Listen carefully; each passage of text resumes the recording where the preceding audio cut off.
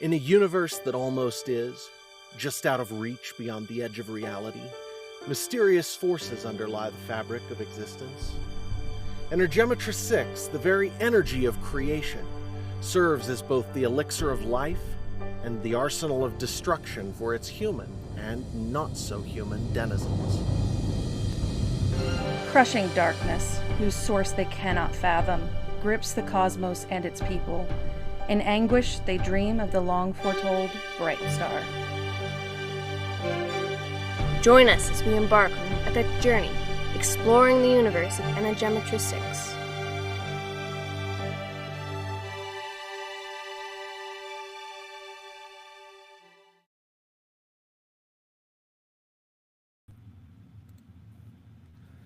And we're live. This is the Energematrice 6 podcast. I think we're on episode 6. And we've got Mel and third to read Ty. And that's it for today. And so real quick before we get started,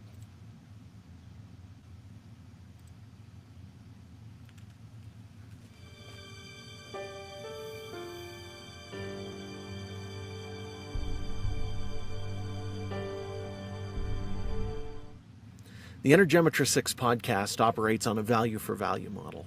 That means that we hope if we provide some value to you in your life, that you'll return that to us in whatever way you can manage. If you're interested, head over to e6universe.com and sign up for our email list to get our free ebooks, and hopefully buy a physical book or some merch while you're there. Or if all you can manage right now is to leave us a good review somewhere, 5 stars or some kind of positive rating, that's more than appreciated. Thank you.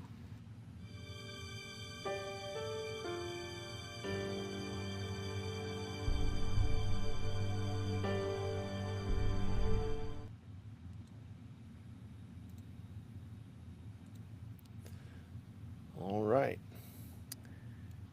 This is Brightstar by Jared Michaud, chapter 5. Take it away, Mel. Telestry arrogance must establish the anvil upon which the galaxy is broken. The Ideography's apocryphal iteration. Cassizia City was a venerable elder settlement, perched upon the planet Eteria, the oldest of humanity's worlds in the Aurora galaxy. In its long history, the city had seen many styles of architecture, and they layered upon one another to create an effect that could have been haphazard. In its long history, the city had seen many styles of architecture, and they layered one upon the other to create an effect that could have been haphazard. Instead, it provided a sense of permanence and solidity. Nearly 200 years before New Standard Time, Larifer Malleus, first counselor of the Telestry, had bought thousands of acres of land surrounding the eastern side of Sea City. His goal was to ensure the forests around the Telestry's spires would never be overrun by the metropolis they bordered. The near rainforest still thrived under the Telestry's management, having become equal parts park and nature preserve. It was the planet's mild seasons and even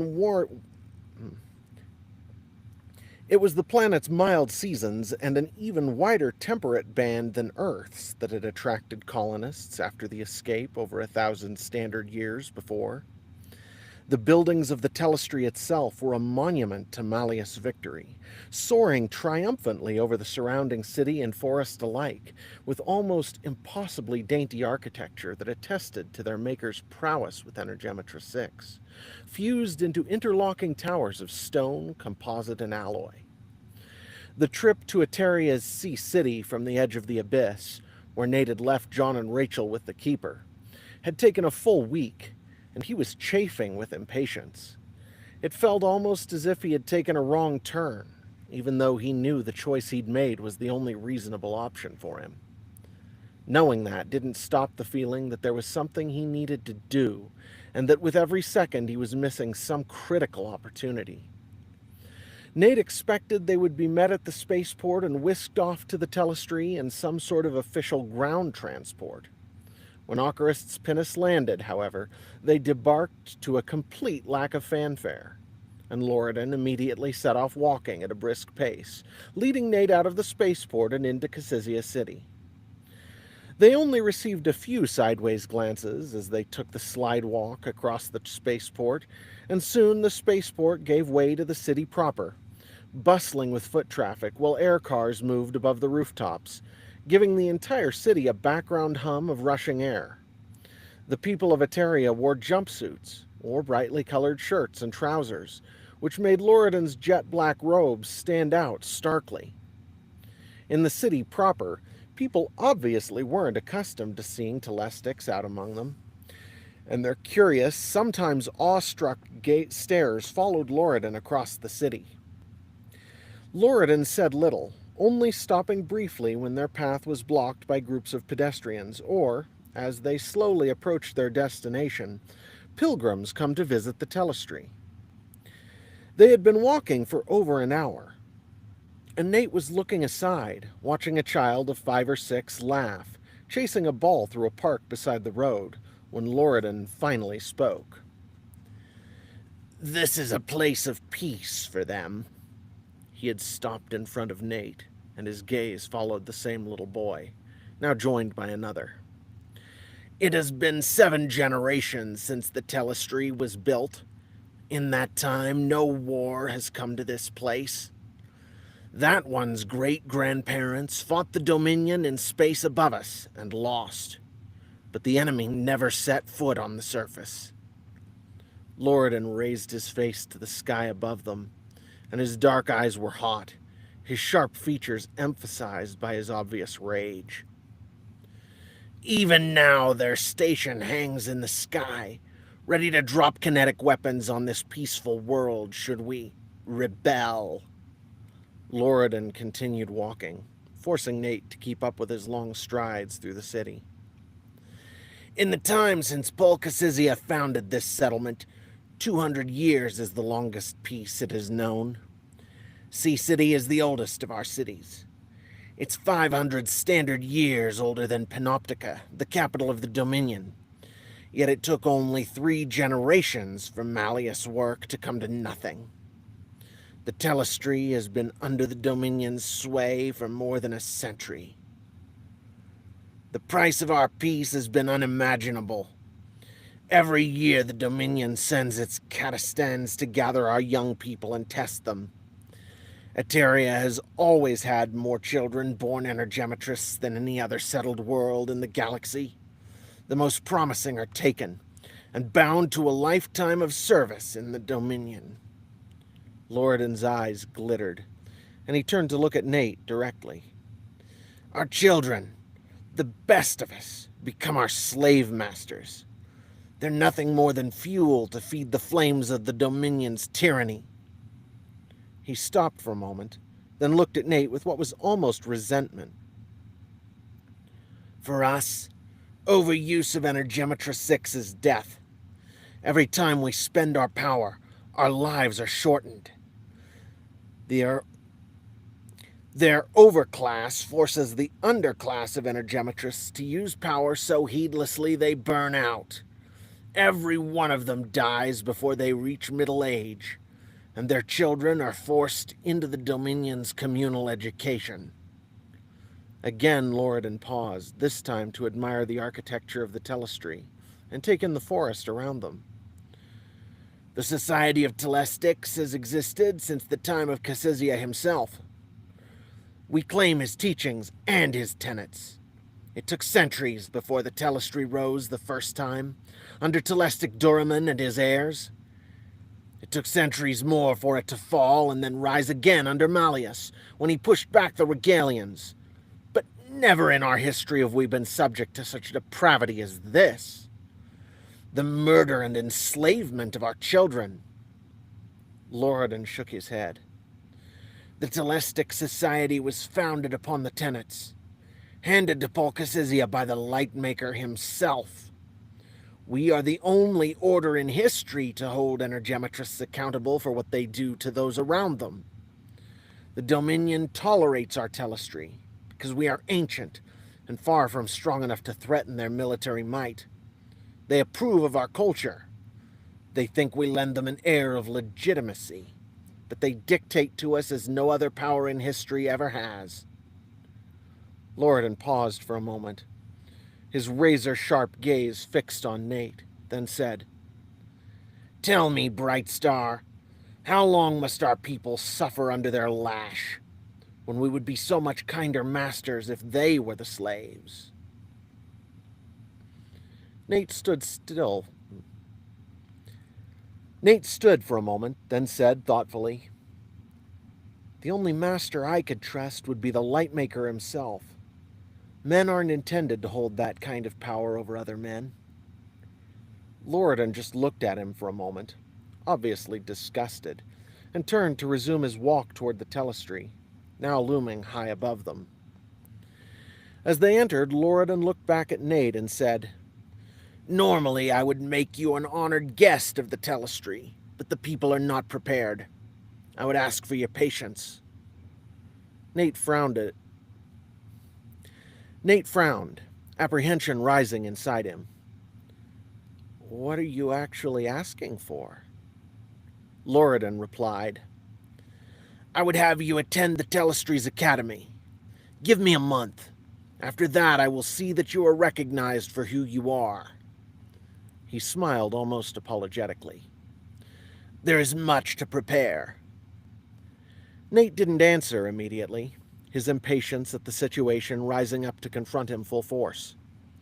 If he agreed to such a delay, what would be the cost? He knew instinctively that time was of the essence. Could he afford to spend an entire month here, especially with Lordan playing games as he was so obviously doing?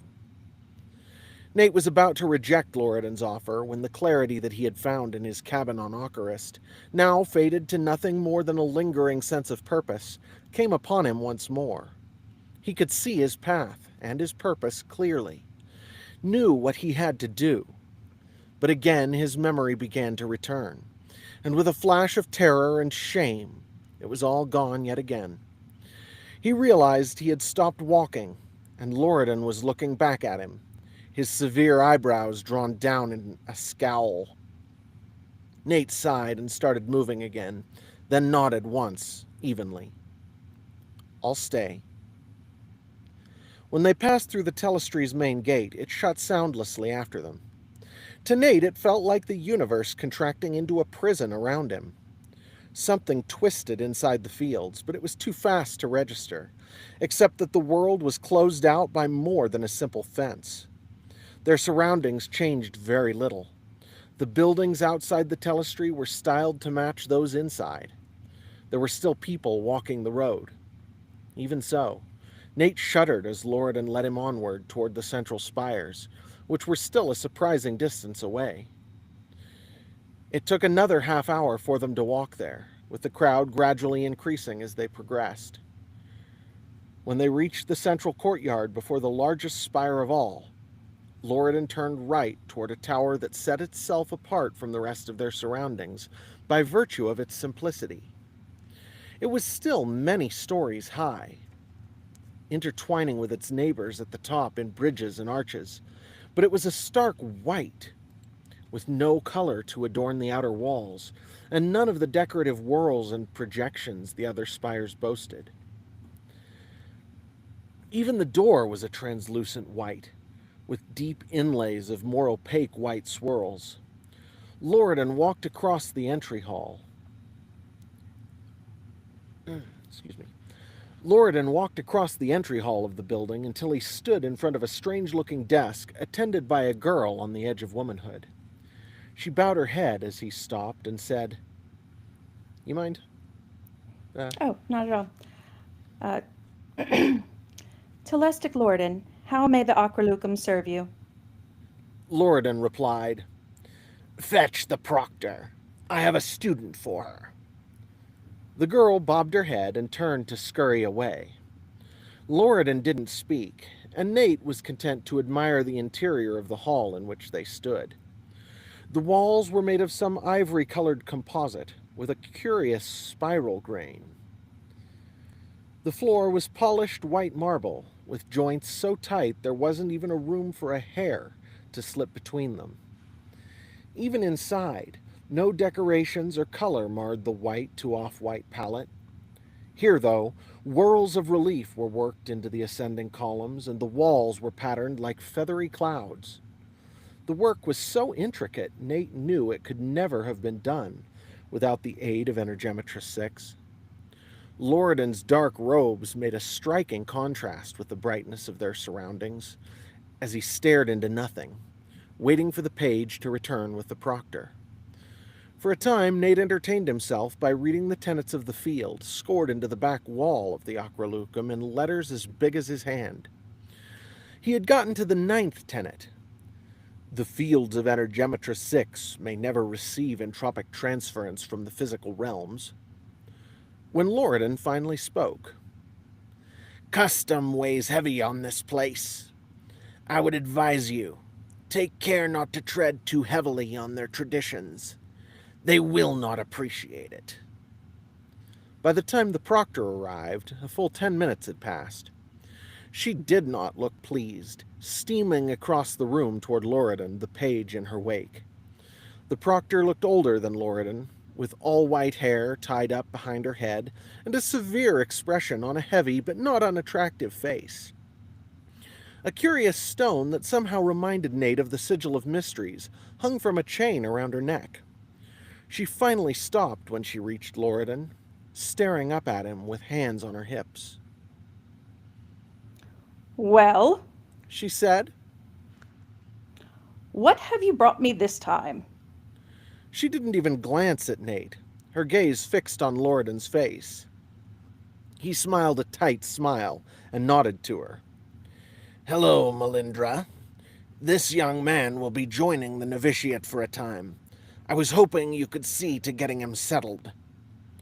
The proctor finally deigned to look at Nate briefly, then swept her eyes back to Loridan. And the tests? Where does he fall?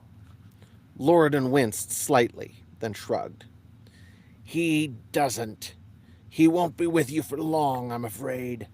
A month at most. I was hoping you could find space for him without taking the trouble of a full enrollment. She snorted impressively. What about his robes? If he hasn't tested... Loridan cut her off with a shake of his head.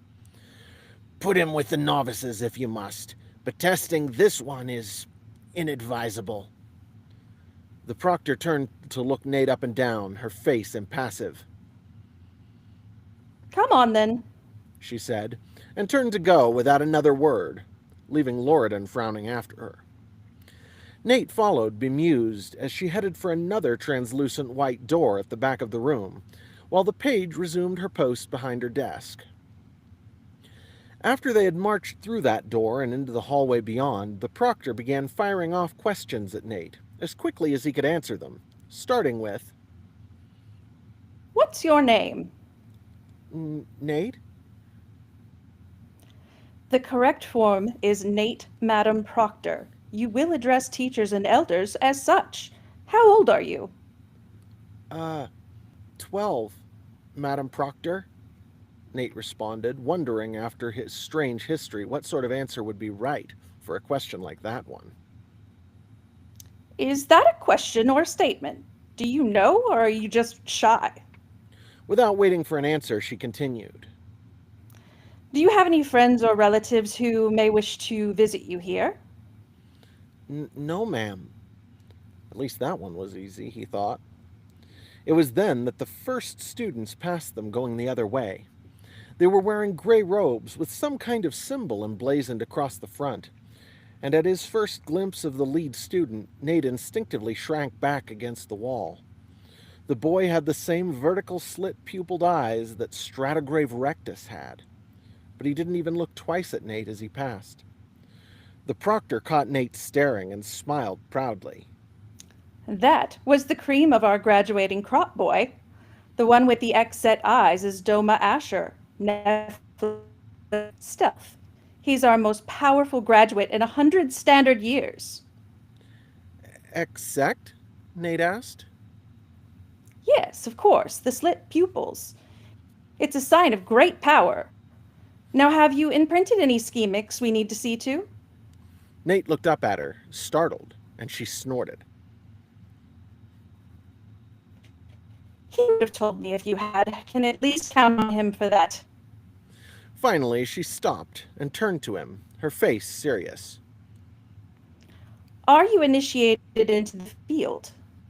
Nate's confusion must have shown on his face, because she sighed in exasperation. Are you an Energematrice boy? Can you use your power yet? Nate nodded mutely, and she grunted. Well, you'll not do that here. No unauthorized use, no use at all except in class. She paused and reached out to touch the wall near her, a glow surrounding her hand. The algorithm is designed to indicate unauthorized Energematrice 6 use. Do you see this? The wall near... Hang on. Have I got you back? Mm-hmm. Okay. The wall near her began to glow red as the glow surrounding her hand increased. These walls will recall any use of the fields near them that is not specifically pre-authorized by the use of schemics. Those are something you'll not be here long enough to learn about. The walls are reflected on the model in my office. This will not fade until I clear it. She frowned severely at him. Any violation of this rule will result in immediate expulsion. Special request from Telestic Lordin notwithstanding. Some rules may be bent. This is not one. Understand? Nate nodded, feeling a bit overwhelmed by the onslaught of words. The proctor nodded in satisfaction. We'll put you with the initiates until I hear otherwise. You're a bit old to be a novice anyway. Her sharp eyes fastened on the chain around his neck, and she snorted. And no objects of power in unauthorized hands. You'll get this back when you leave. She reached down with both hands and tried to pull the chain up around Nate's head. It resisted her efforts for a moment, then Nate reached up and took it off himself, handing it to her, its faint internal glow fading as it lost contact with his skin. The proctor looked back and forth between him and the amulet suspiciously for a moment, then put it in her pocket. That done, she eyed Nate for several seconds, her lips pursed. When Nate was beginning to wonder what was wrong, she muttered something, grabbed the stone around her neck with one hand, and reached down to grasp his shoulder with the other. Nate had an instant of confusion, then his neck, left shoulder, and arm caught fire. Nate gasped in shock, staring at his arm. It was not, in fact, a flame. It just felt like it. Nate would have howled if his shock wasn't so severe, but almost as quickly as it had come, the pain simply disappeared. Nate gasped again and stared up at the proctor. She nodded in satisfaction and released both his shoulder and her necklace. And that takes care of the recamacula. Glad you didn't holler. Some do. Nate reached up with his right hand and touched his neck, and sure enough, the same slick, almost scaly texture he'd felt on Rachel's arm now covered portions of his neck and shoulder.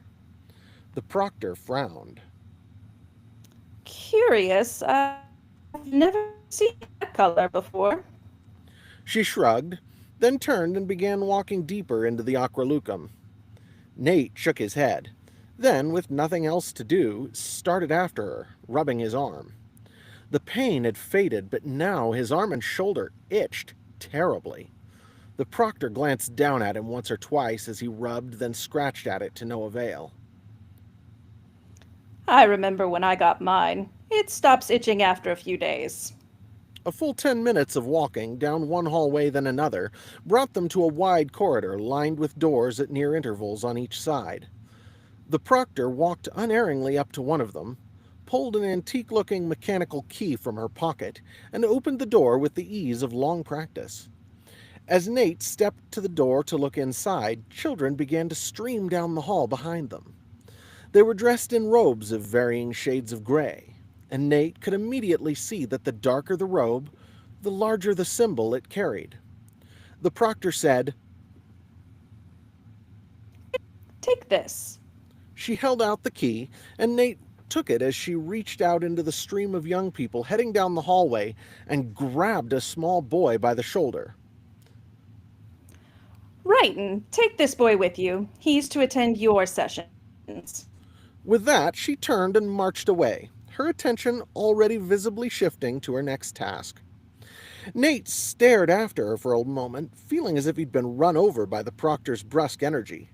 He shook his head, then looked at the boy she had called Righton.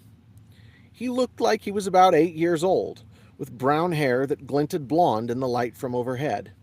He obviously hadn't begun to hit his growth spurt yet, and he was skinny, though not painfully so. His recamacula was lighter than any other Nate had seen thus far, an iridescent gray that almost matched his eyes. The knowing smirk he was giving Nate looked somehow too old for his child's face. The proctor has a way with people. Hang on, clear your throat. I did. Okay, now, The Amy, go ahead. The proctor has a way with people. Righton said. Nate snorted and offered a half smile and a wry nod, then raised his eyebrows questioningly. Have you got anything to put in there? Righton motioned toward the open door. Nate shook his head and Righton pointed to the key in his hand. Grab your robe and lock it up then. We gotta go. Okay, Righton, Nate said, and stepped inside to snatch the robe that had been laid across the bed, pulling it on over his head. As Nate pushed the door closed and locked it, the boy made a face. Tyler Wrighton. It's Ty. Ionic and electricity, and hurry up. He turned and darted off down the corridor after the receding crowd. It was a mad dash through the twists and turns of the Acrolucum to get to the room that Ty led him to. Despite their rush, they were the last inside, but only by a few seconds. As Nate entered, the teacher looked up from his book and frowned. New student. Very good. I'm Professor Argos. My specialization is pre-escape history, but this class is on modern history. He looked mildly disgruntled at the statement, as if he wouldn't teach such a subject unless pressed. Now then, sit everyone. All the others had already found a spot to sit on a thin mat on the floor.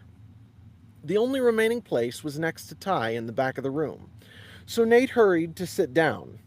He noted as he walked through the class that the other students wore the same cream-colored robe he did, with a simple circular symbol in the center of the chest. Now then, the teacher turned his scowl down at the book in his lap. This will be our final day in discussing the interregnum. We already know that following the escape, his droning tone was an echo of Nate's past that he couldn't quite put a finger on. But his attention immediately wandered away from the lesson. The symbol that graced the front of the students' robes stuck in Nate's mind. He had already recognized that as the robes grew darker, the symbol carried... He had already recognized that as the robes grew darker, the symbol they carried became more fully filled out than their previous form. But he hadn't been able to place it. He now saw that it spread across the professor's chest as well, in its fullest form, its silver outlines contrasting against his black robes. Something niggled at the back of Nate's mind, but, as with anything else in his intractable memory, it failed to materialize no matter how he prodded at it. Somehow, Nate's feeling of dread had ratcheted up bit by bit after he'd entered the telestry, to a point where... Somehow, Nate's feeling of dread had ratcheted up bit by bit after he'd entered the telestry, to the point that now he nearly felt sick with it. A full month. He reached back into his memories, knowing he was in the right place, looking for some kind of comfort. It was like trying to cup water in his palm. He found the assurance he needed, and he could hold it for a time, but then it would trickle away. Nate scratched at his recamacula, feeling as if the month ahead of him was impossibly long.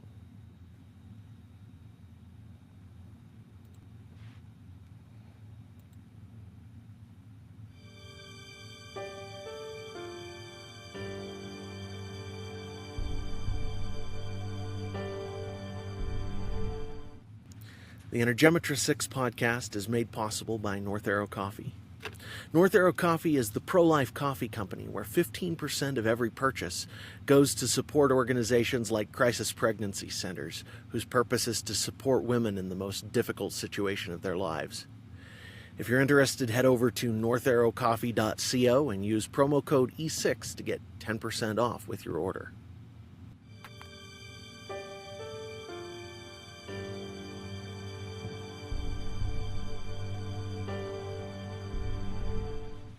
The advertisements featured do not necessarily represent my endorsements or views.